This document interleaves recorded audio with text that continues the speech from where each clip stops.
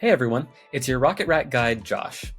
Supported by decades of problem-solving innovation and a deep understanding of installer and end-user needs, Rocket Rack has quickly become the electrical raceway and mechanical piping industry's leading choice for sanitary support. It's pre-engineered, factory-fabricated, and endlessly configurable, so you can create the exact solution you need for your installation without cutting and drilling in the field, needing to disassemble the whole system to make future changes, or risking dangerous foreign matter contamination. It's true, the possibilities really are endless, but we also understand that at first glance it can seem a little overwhelming. That's why we've invested in creating a solution that will simplify the way you plan your Rocket Rack installation. It's called the Rocket Rack Configurator. The Rocket Rack Configurator is an interactive CAD program that allows project shareholders to build a complete Rocket Rack setup that has been designed with the appropriate materials for their specific applications and needs. Using an intelligently designed program that checks for real-world interferences with design, it can generate detailed dimensional drawing PDF files for field use, and it produces a complete bill of material with the corresponding part numbers of every product you choose. It's simple to navigate and makes planning your raceway system a breeze. This is the first in a series of quick video tutorials on how to use the configurator. Here I'll be showing you how to log in for the first time, how to navigate the configurator and its tools, and how to begin a project from the main menu. So let's get started.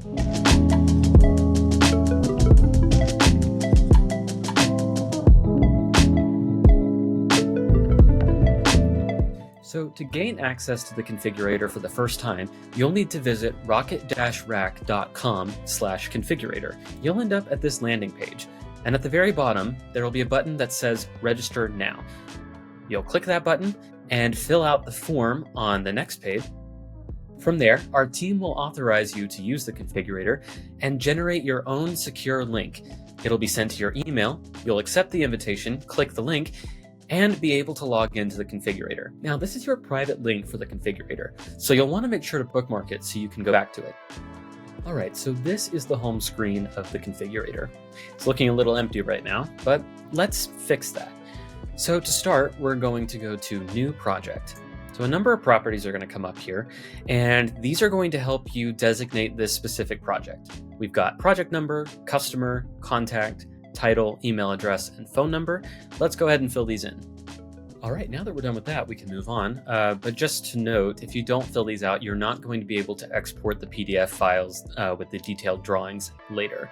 So let's keep going. Under Details, you can see here the date that this project was created on. This will automatically populate to the date that you first opened this project. All right, next we'll need to add a new configuration to this project. So what we're going to do is click on Add, and you can see here all of the different assembly types that you can create. We've got trapeze, single post, double post, inline post, flat rack wall mount, and direct mount to wall. Lots of options here. Just like with the Rocket Rack system, you can use these to create any number of applications that you can think of. We're going to start out with trapeze assembly in just a second, but let's keep looking here on the home screen. You can toggle between a grid view and a line view of the projects you create. And of course, as we build out more line items in this project, you'll be able to see that moving forward. The Queue All button will queue all the line items that you've created to be exported into PDF files all at once. Also, each line item can be exported out into a PDF file one by one, and we'll show you how to do that when we get a little further along. All right, so for now, let's go to Add and hit Trapeze Assembly, and this is where we can start creating. The first thing that you'll see when you click into a new line item for the first time is the Edit tab.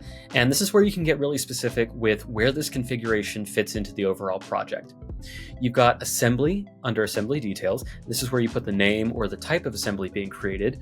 And this will come up in the PDF file you export when you're finished. And it is limited to 16 characters. So let's just call this Trapeze 001. Make sure to click out of the boxes in the configurator to allow them to update. Now, area/room is where this assembly will be installed on site. And group allows you to get even more specific by adding a standard naming convention for this assembly, or designating a specific conduit run, or basically any other organizational name given to you by the contractor for this project. So let's call area/room the oven room. Okay.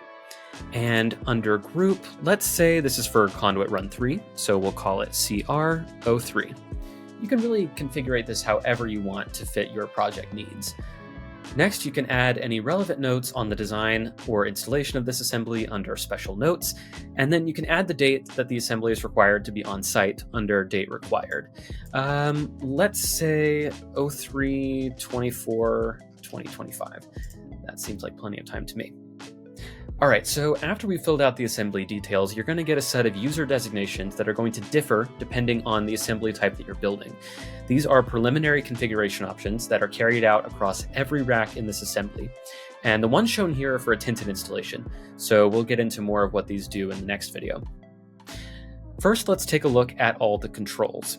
The controls are here at the bottom of the screen. The first one up here is orbit, and this will allow us to tilt and rotate our assembly here however we would like. We've got this nice 3D rendering right here in the middle. All right, that's what orbit does.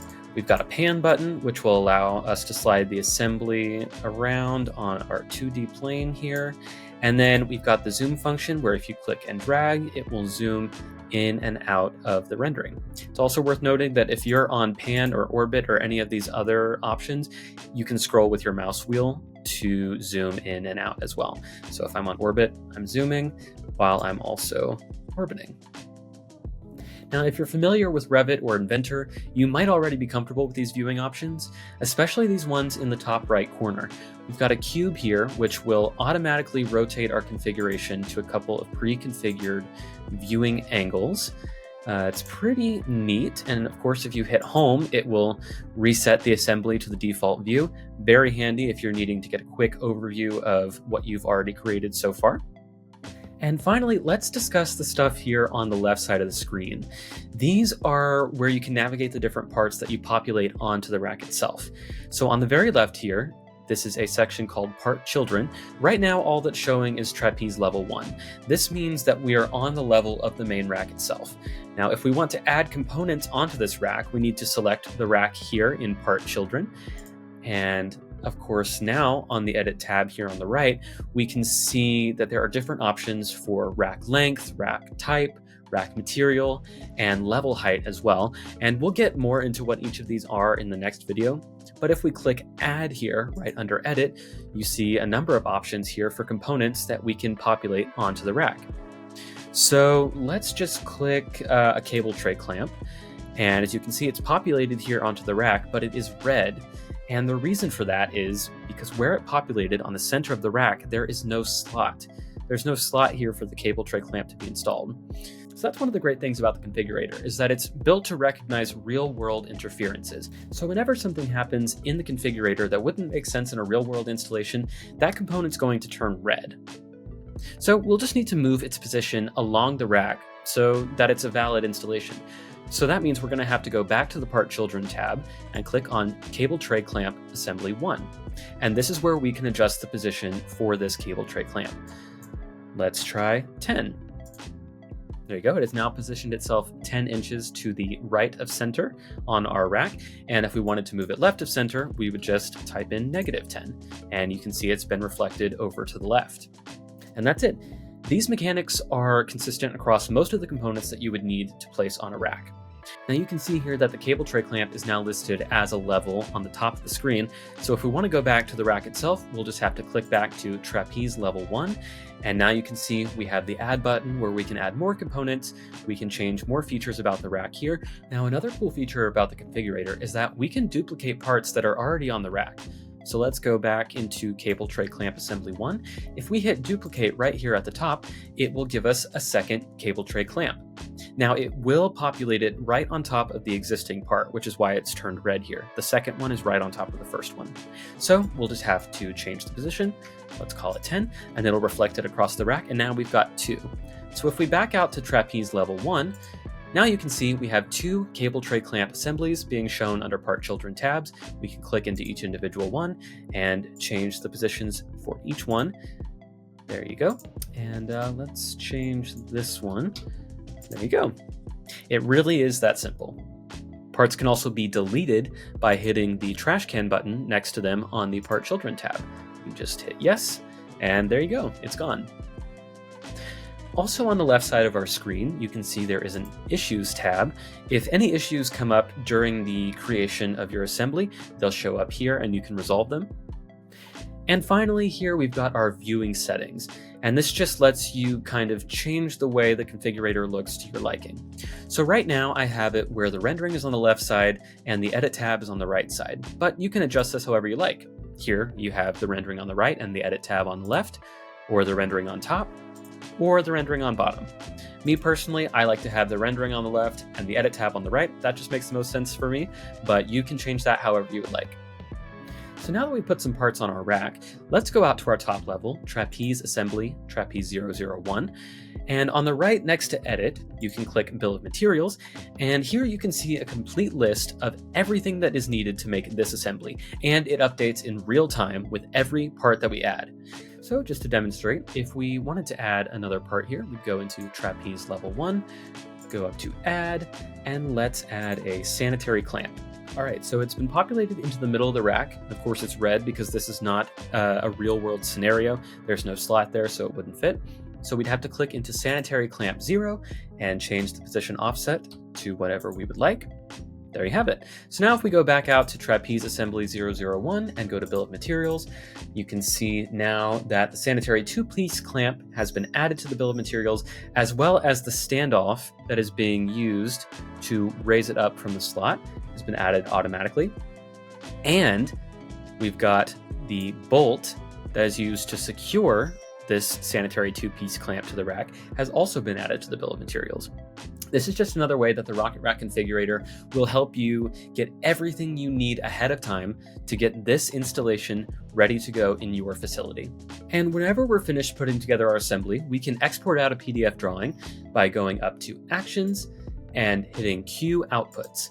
And we can see here, if we go over to the Documents and Jobs tab, it's queued up, it's processing, and once that's done, we'll be able to download the PDF drawing and see what we've got going on there. So while we're waiting, let's go back up to Actions and hit Export BOM. This is going to export out the BOM in spreadsheet form for you to use for ordering all of these specific parts to get this application built. All right, and the job looks like it's finished, so we can go to Documents, and there it is. We'll download it. All right, here's the PDF that we downloaded. You can see here on page 1, it's just an overview of what we put together. We have the rack here with our sanitary clamp and the cable tray clamp. If we go down to the next page, you can see a complete parts list here with the item numbers and quantities, descriptions, as well as the weight of each piece. Here on the next page, this is where sub-assemblies go. So if we had more than one tier of rack happening in our assembly, we would have one page for each tier. As you can see here, we only had one tier installation, so this is what we've got. You can see we've got our lengths notated here and each part number listed up at the top, as well as a connection assembly that shows how the rod will be installed into each of the mounting holes and what material is needed to secure that. And this page is detailing what rod is being used to mount it. So you can see here we selected bald rod, 304 stainless, 3/8 inch, and they come in 6-foot and 12-foot lengths. So here it's just designating that we're getting a 12-foot length. All right, so here's the spreadsheet we downloaded, and as you can see, it's pretty much identical to the bill of materials that we saw inside the configurator. You've got quantities, part numbers, catalog numbers, descriptions, and then the assembly group, area, and room designations that we talked about earlier. They're all here. This makes it super, super easy for you to just take this and order exactly what you need to build the Rocket Rack installation that you need for your application. And there you have it. Navigating the Rocket Rack configurator is easy. And now that you know how to do it, you can create any Rocket Rack assembly you can put your mind to. Well, that's it for this introductory video, but be sure to watch the rest of our video tutorials for more in-depth explorations of each assembly type available in the configurator. See you next time.